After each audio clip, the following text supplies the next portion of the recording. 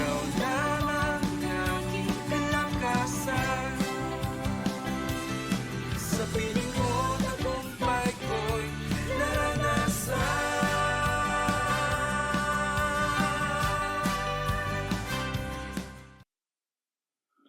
Isang mapagpalang araw po sa lahat ng mga taga-subaybay sa araw-araw na pagpapala.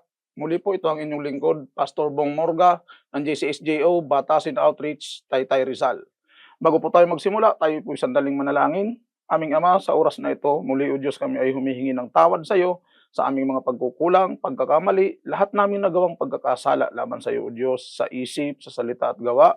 Ama, patawad po at linisin mo kami at hugasan ng banal na dugo ng Panginoong Jesucristo upang malinis kami sa lahat naming mga kasalanan. Salamat po sa biyaya ng kapatawaran, ipinagkaloob mo sa bawat isa sa amin sa pangalan ni Jesus. Amen. Muli po, pag-usapan natin ang salita ng Diyos. Sa bawat isa sa inyo, ito po yung lagi natin nakikita at nalalaman sa mga lugar kung saan may peligro at mga delikadong sitwasyon. Ang salita na warning o babala. Ang Biblia po ay nagpapaalala sa atin sa Pahayag chapter 20 verse 15. Ito po ay pinakikita dito, nangangahulugan na ang anumang hindi nakasulat ang pangalan sa aklat ng buhay at hindi sumampalataya ay hindi tumanggap ng kaligtasan ng Diyos ay mapapasa apoy. Sa talata po na ito, binibigyan diin at linaw ng Diyos na walang salang pagkahiwalay sa ating Panginoon sa takdang araw ng kanyang paghuhukom kapag ikaw ay hindi nasumpungan ang pangalan sa aklat ng buhay. Amen po. Meron pong tatlong punto na napakahalaga na dapat mo pong malaman, aking kapatid. Number 1, kahalagahan po ng aklat ng buhay. Ito ang talaan ng mga taong sumampalataya at may buhay na walang hanggan. Amen po.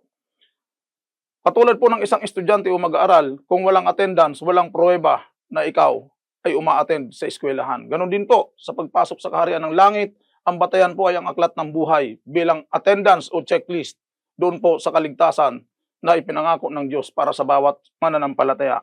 Number 2, huling paghatol. Ang mga hindi nakasulat ang pangalan ay hahatulan ayon sa kanilang gawa at mula sa kanilang gawa tatanggap sila ng karapatang gantimpala ang pagkahiwalay sa Diyos o ang pagkapasok sa kahariang ipinangako. Amen po ba? Pangalawang kamatayan. Ang lawa ng apoy ay hindi pisikal na kamatayan, kundi permanenteng kalalagyan ng mga taong hindi ligtas at hindi sumampalataya sa Panginoon. Amen po ba? Sa madaling sabi, ito ay isang seryosong paalala na ang kahalagahan ng pananampalataya at pagsunod sa kalooban ng Diyos ay napakahalaga at hindi mo po dapat baliwalain. Hayaan mo kapatid na sa pamamagitan ng mga salitang ito, pinupukaw ng Diyos ang iyong atensyon.